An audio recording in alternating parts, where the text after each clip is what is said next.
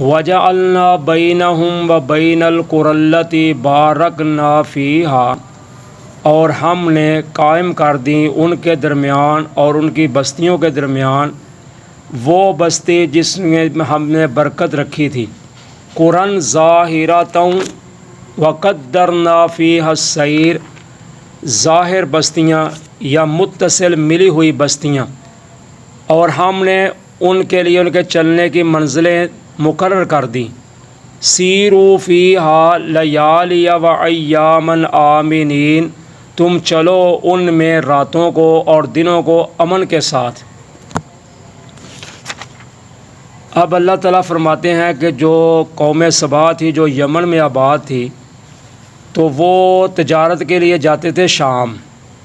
اور جو مکے والے لوگ تھے ان کے قافلے بھی ادھر سے ہی گزر کر جاتے تھے شام۔ تو شام جو ملک تھا یہ ایک بہت بڑا مرکز تھا کاروبار کا، تجارت کا، تو لوگ جو تھے چھوٹے چھوٹے شہروں والے، بادیوں والے لوگ ادھر جاتے تھے کاروبار کے لیے، یعنی چیزیں فروخت کرنے کے لیے یا خریدنے کے لیے۔ تو اللہ تعالیٰ فرماتے ہیں کہ ہم نے جو یمن والے تھے، قوم سبا جو یمن میں آباد تھی، ہم نے ان کے اور جو ملک شام تھی، یعنی برکت والی وادی سے مراد ہے ملک شام، کیونکہ ادھر اللہ تعالیٰ نے انبیاء علیہ السلام کو زیادہ مبعوث فرمایا ہے، اور زیادہ تر مسکن جو ہے وہ انبیاء علیہ السلام کا ملک شام ہی رہا ہے، تو اس لیے اللہ تعالیٰ نے اس کو بابرکت کہا ہے۔ تو اللہ تعالیٰ فرماتے ہیں ہم نے ان کے درمیان اور اس برکت والی جو بستی تھی اس کے درمیان ہم نے اور بھی آبادیاں بنا دیں، یعنی بستیاں ظاہر کر دیں، یعنی دونوں طرف ہی آبادیاں تھیں۔ اگر وہ یمن سے نکلتے تو ان کو زیادہ راہ کی ضرورت نہیں پڑتی تھی، رستے میں ساتھ سامان لے جانے کی، ان کو جہاں بھی ٹھہرتے تھے ادھر سامان مل جاتا تھا، کھانے پینے کے لیے بھی اور رہنے بہنے کے لیے بھی۔ یعنی جب وہ صبح چلتے تھے تو دوپہر کے وقت اگر وہ کہیں ٹھہرنا چاہتے تھے تو وہاں بھی بستی موجود ہوتی تھی، وہ وہاں کھاتے پیتے اور دوپہر کا قلولہ کرتے، پھر آگے سفر کرتے۔ اگر شام کا وقت پڑ جاتا تو پھر بھی راستے میں ان کو کوئی نہ کوئی آبادی مل جاتی، رات ادھر ٹھہر جاتے، یعنی پرسکون تھے، ان کو کوئی کسی قسم کا خوف و خطرہ نہیں تھا، نہ کوئی لوٹ مار کا خطرہ تھا، نہ کوئی ایسا خطرہ تھا کہ ہمیں کوئی کھانے پینے کے لیے کوئی چیز نہیں ملے گی، یعنی جنگل ویران نہیں تھا، بلکہ اللہ تعالیٰ فرماتے ہیں ہم نے ان کے درمیان اور ان بستیوں کے درمیان ہم نے چھوٹی چھوٹی بستیاں جو سی متصل ظاہر بنا دی۔ تو ان کو کہا کہ ہم نے پھر ان کے لیے منزلیں طے کر دی۔ تو بعض نے لکھا ہے کہ 4 مہینے کا سفر تھا یمن سے شام جانے کے لیے۔ اس وقت چونکہ لوگ پیدل جاتے تھے یا پھر اونٹوں پہ یا گدھوں پہ جاتے تھے، تو 4 مہینے کا سفر تھا۔ اور یہ بھی لکھا ہے کہ ان کی بستیوں کی تعداد 4700 بتائی ہے، یعنی اتنی بستیاں تھیں دونوں جانب، چھوٹی چھوٹیاں۔ تو اللہ تعالیٰ فرماتے ہیں ہم نے ان کے لیے منزلیں مقرر کر دی کہ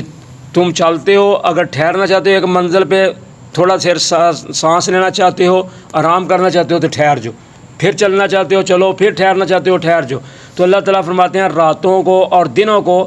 چلو ان میں امن کے ساتھ، یعنی رات کو جاؤ یا دن کو جاؤ تمہیں کوئی کسی قسم کا خوف نہیں ہوگا، بے خوف ہو کے تم چلو۔ فَقَالُوا رَبَّنَا بَاعِدْ بَيْنَ أَسْفَارِنَا، پس انہوں نے کہا اے ہمارے رب تو دوری کر دے ہمارے درمیان اور ہمارے سفروں کے درمیان۔ وَظَلَمُوا أَنفُسَهُمْ، اور انہوں نے ظلم کیا اپنی جانوں پر۔ فَجَعَلْنَاهُمْ أَحَادِيثَ، پس ہم نے کر دیا ان کو افسانے،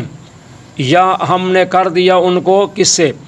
وَمَزَّقْنَاهُمْ كُلَّ مُمَزَّقٍ، اور ہم نے ان کے ٹکڑے ٹکڑے کر دیا، ہر قسم کے ٹکڑے کرنا۔ إِنَّ فِي ذَلِكَ لَآيَاتٍ لِكُلِّ صَبَّارٍ شَكُورٍ، بے شک اس میں نشانیاں ہیں ہر صبر کرنے والے اور شکر کرنے والے کے لیے۔ اب انہوں نے لوگ جو آ کر ان کو بتاتے تھے نا کہ ہم ادھر گئے تو ہمیں راستے میں ڈاکو پڑ گئے، ادھر گئے تو ہمیں کھانے پینے کے لیے کچھ نہ ملا، ہم بڑے پریشان ہوئے، اس طرح کے لوگ ان کو واقعات آ کر سناتے تھے اپنے اپنے علاقوں کے۔ تو انہوں نے کہا ہم تو بڑے سکون میں، ہمیں تو کوئی خطرہ ہی نہیں ہے۔ یا تو انہوں نے زبان سے کہا یا پھر انہوں نے اپنے دل میں ہی کہا کہ ہمارے لیے بھی ایسا ہونا چاہیے، حالانکہ وہ سکون میں تھے۔ جیسے بنو اسرائیل پر اللہ تعالیٰ نے من سلوہ نازل کیا تو انہوں نے کہا نہیں ہمیں یہ نہیں چاہیے، ہمیں تو دالیں چاہیے، ہمیں تو پیاز چاہیے، ہمیں تو سبزیاں چاہیے۔ یعنی جب انسان کو اللہ تعالیٰ نعمتوں سے نوازتا ہے تو پھر وہ ناشکری پہ اتر آتا ہے، وہ سمجھتا ہے کہ پتہ نہیں میری کمائی ہے، میں نے یہ کر لیا ہے، حالانکہ اس کو یہ نہیں پتہ ہوتا کہ اس پر اللہ کا احسان ہے۔ تو اس لیے کبھی بھی انسان کو ایسی بری خواہش یا ایسی بری تمنا نہیں کرنی چاہیے جو لوگ دیکھیں کہ کر رہے ہیں، اگر ہم نے اللہ نے صحت دی ہے، تندرستی دی ہوئی ہے، تو یہ نہیں کہنا چاہیے کہ اس طرح بیمار ہوں مجھے بھی پتہ چلے، یا لوگ میرا بھی پتہ لینے آئیں، مجھے بھی لوگ پوچھیں، یا میری بھی لوگ خدمت کریں۔ نہیں، ایسا نہیں ہونا چاہیے۔ کیوں کہ انسان کی کسی وقت ایسی خواہش یا ایسی دعا زبان سے لفظ کلمہ نکل آتا ہے، پھر اللہ اس کو بھی پورا کر دیتا ہے، تو پھر انسان بعد میں بہت پچھتاتا ہے۔ تو انہوں نے لوگوں کے قصے جب سنے نا تو کہنے لگے ہم تو بڑے سکون میں جاتے ہیں، ہمیں تو کوئی خوف و خطرہ نہیں، کھانے پینے کے لیے چیزیں، رہنے کے لیے مکان مل جاتے ہیں۔ تو یہ لوگ کہتے ہیں ایسے ایسے ہمیں ہوتا ہے، تو ہم بھی چاہتے ہیں ہمارے ساتھ بھی ایسا ہو تو ہمیں بھی پتہ چلے کہ یہ کیسا ہے۔ جیسے ہم کہتے ہیں نا کہ اچھا بھی اور برا بھی، کہ ہم نعمتیں تو کھا لی ہیں، یہ بھی دیکھیں چیک کر کے اس کا مزہ کیا ہے۔ تو انہوں نے کہا کہ ہمارے رب تو ہمارے درمیان، تو ہمارے سفر کے درمیان بھی دوری کر دے، یعنی ہمیں بھی دور دراز کے سفر دے۔ اللہ تعالیٰ فرماتے ہیں انہوں نے خود ہی اپنی جانوں پر ظلم کیا، ہم نے تو ان کو سکون دیا ہوا تھا لیکن انہوں نے خود ہی ظلم اپنے آپ پہ کر لیا، تو پھر ہم نے بھی ان کو افسانے کر دیا۔ افسانے کہتے ہیں پہلے لوگوں کے قصے، کہانیاں، ناول، پرانی چیزیں، یعنی ہم نے ان کا تذکرہ ہی بلا دیا، ایسے ہوا جیسے کہ وہ کہیں رہے ہی نہیں، بہت پرانے، ہم نے ان کو پیچھے چھوڑ دیا اور ہم نے ان کے ٹکڑے ٹکڑے کر دیا۔ تو ٹکڑے ٹکڑے کرنے سے مراد کیا ہے کہ ہم نے پھر ان سے وہ بستیاں اٹھا لیں، لوگ ادھر سے نکل گئے، جو راستے میں بیٹھے تھے نا وہ چلے گئے، کوئی مدینہ چلا گیا، کوئی مکہ چلا گیا، کوئی کہیں اور جگہ پر آباد ہو کر نکل گیا ادھر سے، یعنی وہ جو علاقہ تھا دونوں طرف وادیوں کا وہ خالی ہو گیا۔ تو پہلا تھے ان کا جو سبب تھا ان کی ترقی کا، وہ تھا زراعت، جو پیچھے ہم پڑھ کر آئے ہیں کہ ان کے باغات تھے، تو پانی آتا تھا تو وہ پانی لگا لیتے تھے، تو ان کے آباد تھی زراعت۔ لیکن جب انہوں نے ناشکری کی، ان کی زراعت ختم ہو گئی، اب باقی جو تھی ان کی ترقی کا جو خوشحالی کا جو سبب تھا وہ تھی تجارت۔ تو اب تجارتی معیشت بھی ان کی خراب ہو گئی، تو جب تجارتی معیشت ان کی خراب ہو گئی تو پھر وہ شام جانے کے قابل ہی نہ رہے، کوئی ان کے پاس کچھ ہوتا تو لے کر جاتے نا شام۔ تو اللہ تعالیٰ فرماتے ہیں پھر ہم نے بھی ان کو ٹکڑے ٹکڑے کر دیا، ہم نے یعنی بستیوں کو اٹھا دیا، ادھر سے لوگ چلے گئے، کیونکہ لوگوں کا بھی روزگار اسی پہ تھا نا۔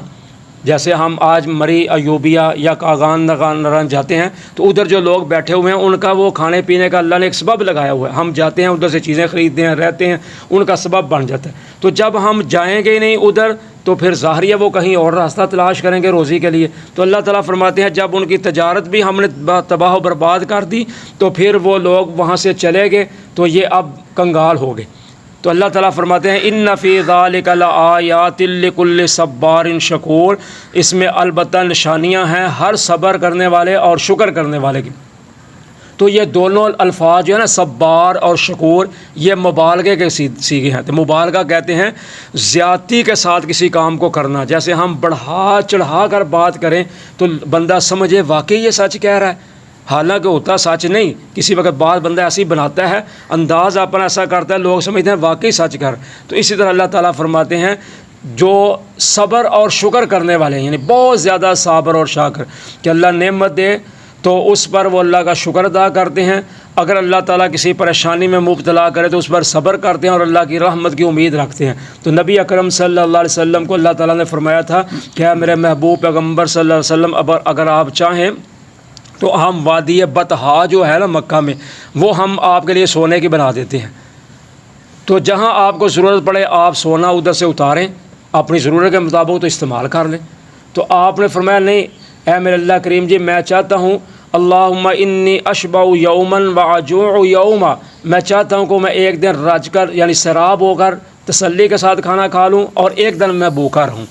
جب میں نے کھانا کھایا ہوگا سیراب ہو کر اس دن میں تیرا شکر ادا کروں گا، اور جس دن میں بھوکا ہوں گا اس دن میں صبر کروں گا، تاکہ قیامت کے دن اللہ تعالیٰ جی تم مجھے صابر اور شاکر دونوں کا ہی مقام نصیب فرما دو۔ تو اس لیے انسان کو اللہ کی نعمتوں پر شکر ادا کرنا چاہیے، تکلیف آ جائے تو صبر کرنا چاہیے، گلے شکوے نہیں اللہ کے کرنے چاہیے۔ وَلَقَدْ صَدَّقَ عَلَيْهِمْ إِبْلِيسُ ظَنَّهُ، اور البتہ تحقیق سچ کر دکھایا ان پر ابلیس نے اپنا گمان۔ فَاتَّبَعُوهُ، پس انہوں نے اس کی پیروی کی، إِلَّا فَرِيقًا مِّنَ الْمُؤْمِنِينَ، مگر ایک جماعت مومنوں کی انہوں نے اس کی پیروی نہ کی۔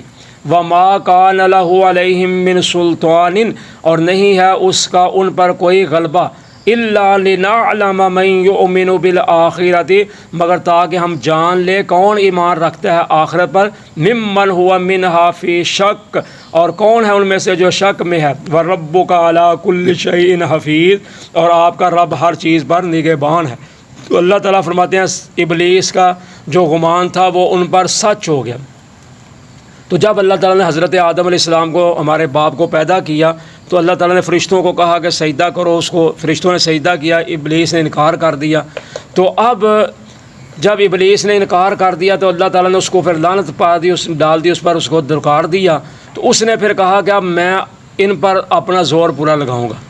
اب میں اس کو گمراہ کروں گا۔ تو آخر کار اس نے ہمارے باپ کو گمراہ کر دیا وسوسے ڈال کر۔ تو اب اللہ تعالیٰ نے فرمایا کہ ٹھیک ہے تو یہ کام کرے گا، لیکن تیرے پیچھے وہی لگیں گے جو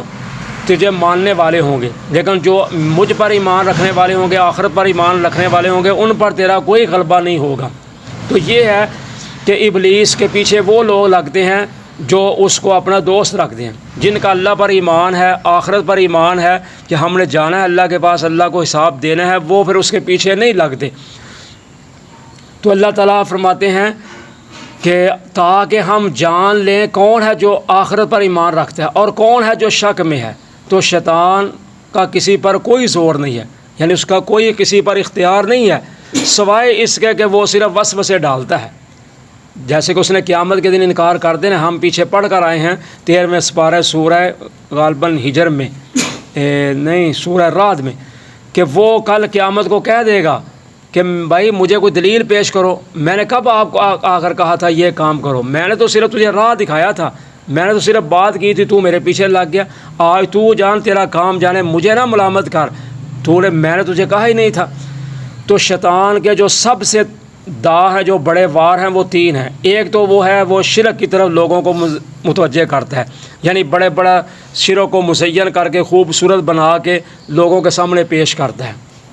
دوسرے نمبر پر لوگوں کا عقیدہ آخرت برباد کرتا ہے کہ یہ کوئی آخرت نہیں ہے، کوئی حساب کتاب نہیں ہے، کہیں نہیں اللہ کے ہاں پیش ہونا، بس ادھر عیش کرو۔